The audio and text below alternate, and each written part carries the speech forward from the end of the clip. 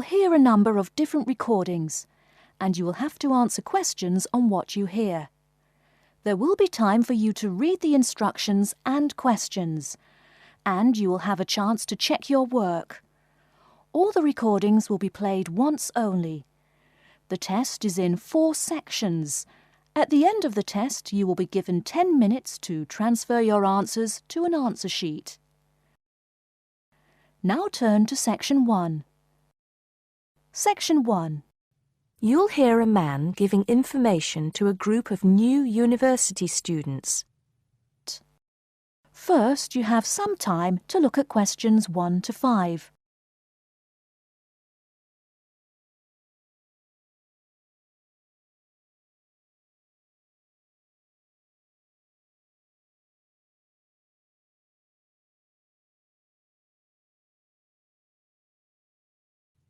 Good morning, University of Radstock students, and thank you for coming out today. As some of you may already know, my name is Scott Barnes, and I am the director of the Student Services Office here at the university. I'm here today to give you some information about what Student Services has to offer you. To begin with, let me just say that I feel that our office will play an important role in the way that all of you will experience your time here at Radstock as students. Primarily, our center is geared towards providing answers to any questions you may have. Because all of our reception staff are currently enrolled as students at Radstock, we feel that we're in an excellent position to deal with any issues you may face during your time here at the university.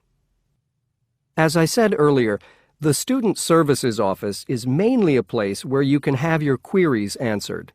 However, the office is more than that. For example, if you come and visit us, you can pick up your student discount cards. Now, with these cards, which come at no additional cost to you, you can take advantage of reductions of up to 40% on all forms of public transport in the city. In addition, the cards are honored at many shops and restaurants in the area, giving you the chance to save up to 35% off food, beverages, and other purchases. Our office is also the place you should visit if you would like to get involved in any of the 30 different clubs and societies available at Radstock. Come in any time between 10 and 3 on weekdays and sign up to become a member of the university choir or orchestra, the drama or debating club, the university trivia team. The list goes on and on. For new students, I cannot stress enough how vital it is to participate in the non-academic side of university life. Yes, we are here to work hard and do our best at our studies, but student life is also about having fun and meeting like-minded people. So, bearing that in mind, make sure that you get involved and enjoy yourselves. Before you hear the rest of the conversation, you have some time to look at questions 6 to 10.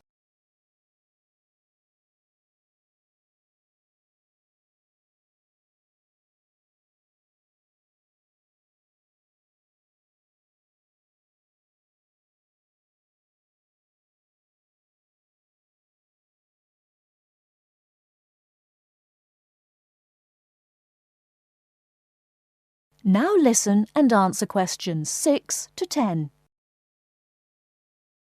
Moving along, I'd now like to talk to you about another very important service that our office provides, and that is counseling. I'm sure that you are all well aware that there are times in life when things can go wrong and times can get tough. We all have to endure difficult experiences, and these difficulties can be emotional or physical. Whatever the case may be, talking with an experienced counselor can help you through the trying times. The counseling service here at Radstock is staffed by counselors who are qualified to help you deal with problems ranging from homesickness and loneliness to eating difficulties and life changes. To see a counselor, we recommend that you first visit our drop-in center. We run drop-in sessions on a daily basis from 9:30 a.m. to 2:30 p.m., and to reserve one of these sessions, you can telephone the counseling service on 5648-3907 on the day you wish to visit. Or, if you prefer, you can come into the Student Services office anytime after 8:30 a.m. and complete a booking form.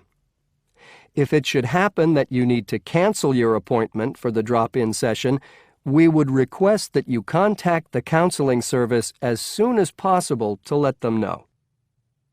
Drop-in sessions can be as short as 20 minutes, but it's more usual for them to take about 45 minutes. During that time, you will be asked some questions to clarify your situation, and a decision will be made as to what further action, if any, should be taken. After your session, several things may happen. Firstly, you may be referred to one of the university's counselors for further counseling, which normally consists of another 8 sessions. Secondly, you may be asked to visit another source of help within the university. Or finally, you may be referred to an external organization. Whatever course of action might be taken, you may rest assured that what goes on in these sessions is treated in strict confidence. I'd also like to mention that the counseling service runs numerous workshops on the campus every year. The focus of these workshops tends to be on personal development, and past topics have included motivation, self-identity, and impression management. There is no fee charged for these workshops, and if you require more information, feel free to contact us at stuser@acadia.co.uk. That is the end of Section 1. You now have half a minute to check your answers.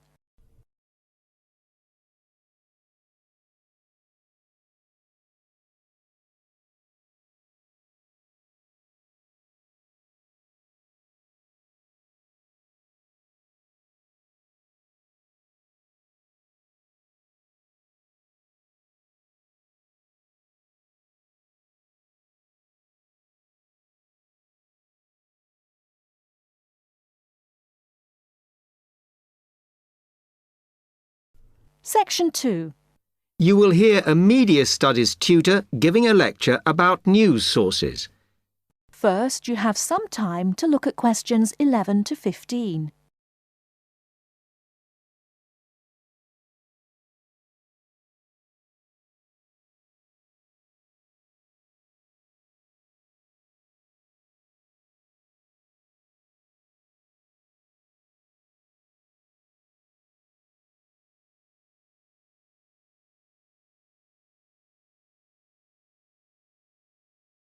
Now, listen carefully and answer questions 11 to 15. Okay, now many of you will have heard about the predicted death of newspapers, as people increasingly access the TV and the Internet for their news. Today, I want to look at the USA, which has very advanced news sources, to see if this is actually true. In the USA, the main news sources without doubt are TV, the Internet, and the press. That is, traditional newspapers. And although they are each surviving and growing, they are also changing. Obviously, TV news has been around for a while, and the early evening bulletins when people get in from work are very popular. I suppose we traditionally think of the morning newspaper arriving on our doorstep with the daily news. Interestingly, this is not borne out by the statistics, which show that readership in the U.S. is much higher when people have time to relax, when they're not working, especially on Sundays. The Internet is also a popular weekend activity, but shows no variation with weekday access. So people are using the different sources in different ways. Interestingly, local radio has been hit less by the grip of quite strong local newspapers than by the Internet, which is seen to offer a better regional service. But just because the Internet is seen as the new force in news media does not mean it is dominant. Television has, of course, been global for a while. But now technological changes, which have fueled the rise of online news, have also allowed newspapers to print and distribute editions across the world. In fact, Internet news, which is seen as the big competitor for traditional markets, does not offer that much variety. Often, the sources are the online versions of the newspapers, whereas television, in order to offer something different, has had to come up with a much more mixed bag of reporting, from hard news to light reports on celebrity events. Another issue is reliability. The Internet is virtually unregulated, so anything can be reported there, whether true or not. Journalists on newspapers have fought a long, hard battle to fight intervention and to retain the freedom of the press. Television, however, is seen as critical to political power and has become subject to harsh controls about what it can or cannot say. Before you hear the rest of the talk, you have some time to look at questions 16 to 20.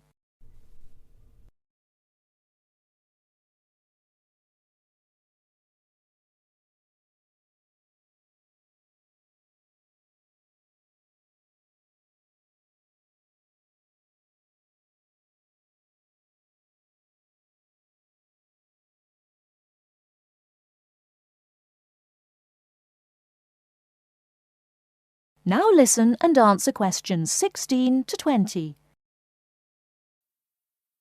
Now, one very critical factor in keeping newspapers alive and well in the USA has been their approach to advertising.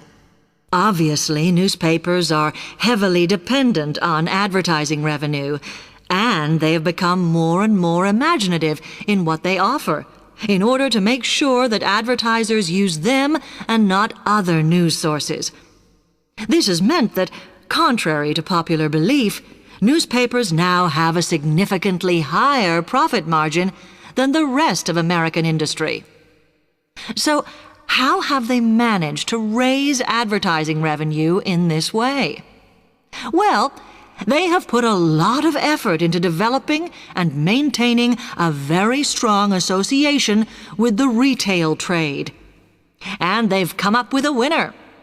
A critical tool in their sales plan has been suggesting that the adverts they run can have vouchers. This has been enormously effective because they have found that not only do more people buy the paper to get the discounts, but also that this inevitably means much higher sales for the clients who advertised.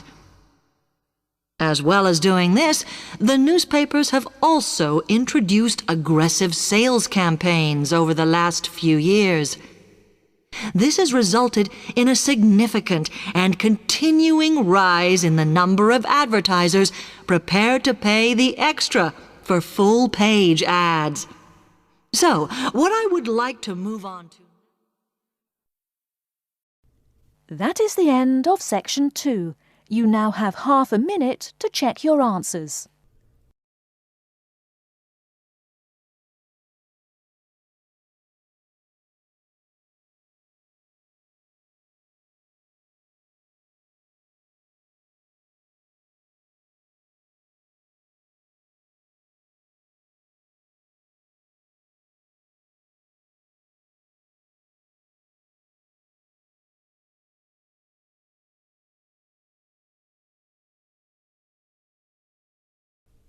Section 3.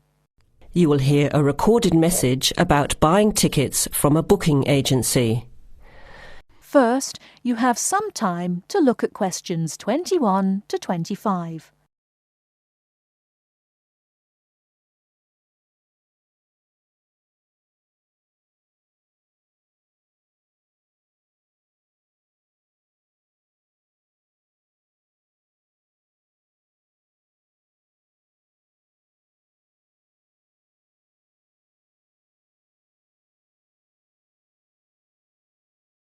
Now listen carefully and answer questions 21 to 25.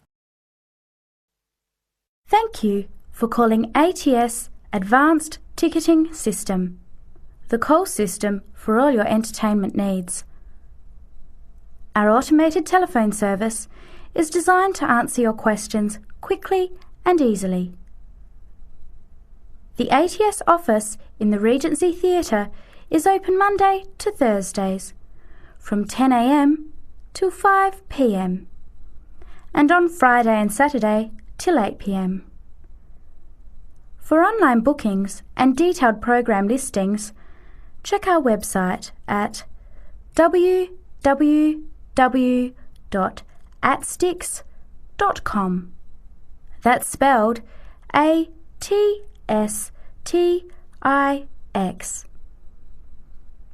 Please listen to the choices available.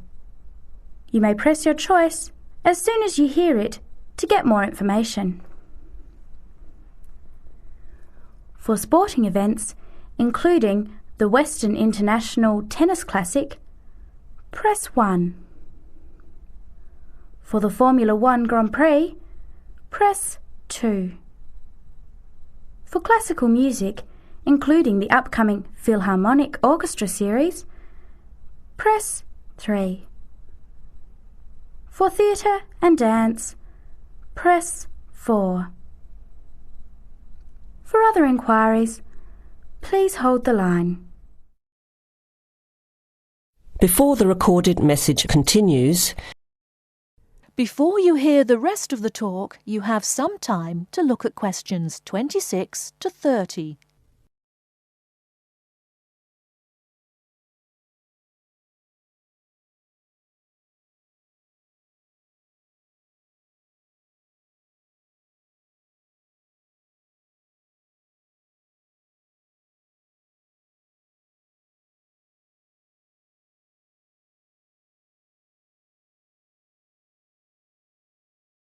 Now listen and answer questions 26 to 30. Ticket prices for the Formula 1 Grand Prix on the 10th until the 14th of March are as follows. General admission. Thursday, $27. Concession, $10. Friday, $37. Concession, $15. Saturday, $55. Concession, $35. Sunday, $70. Concession, $65. Concession rates apply to children under 14 and to students, seniors and pensioners on presentation of a valid card. Grandstand seating. 4-day tickets covering the 6 main grandstands cost $299. However, pit straight tickets are $350 and seats at the chicane cost $450 each. Children under 3 are admitted free to the general admissions area and children under 14 are eligible for concession prices. Gates open at 8 a.m. Thursday and Friday and 7:30 Saturday and Sunday. Events begin at 9 o'clock. Alcohol, ice boxes, cans, bottles and animals are not allowed on site. There are no refunds or exchanges. On each ticket, a $2.50 booking fee applies. To make a booking, you must have a valid credit card. To listen again, press 1. To make a booking or to talk to a ticket agent, press 2. Your call is in our queue. You can expect to wait about 3 minutes. That is the end of section 3. You now have half a minute to check your answers.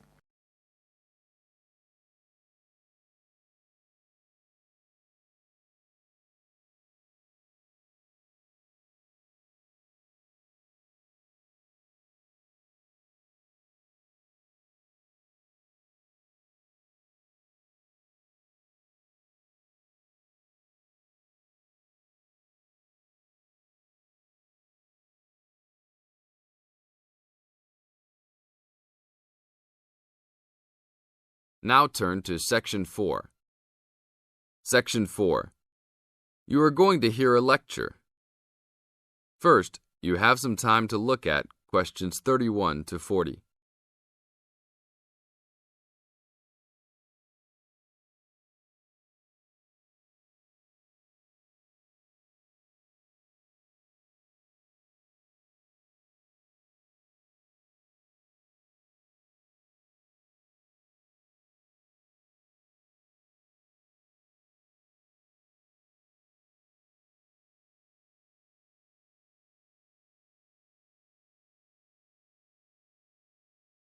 Now listen to the tape and answer questions 31 to 40.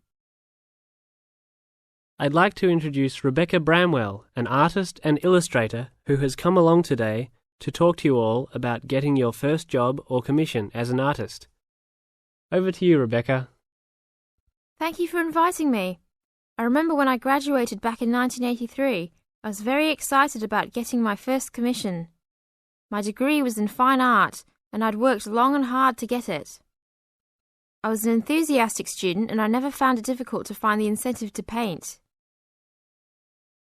I think as a student, you're pushed along by fellow students and tutors, and the driving force is there. However, when you leave college, you find yourself saying things like, "I'll have one more cup of coffee, and then I'll sit down to work."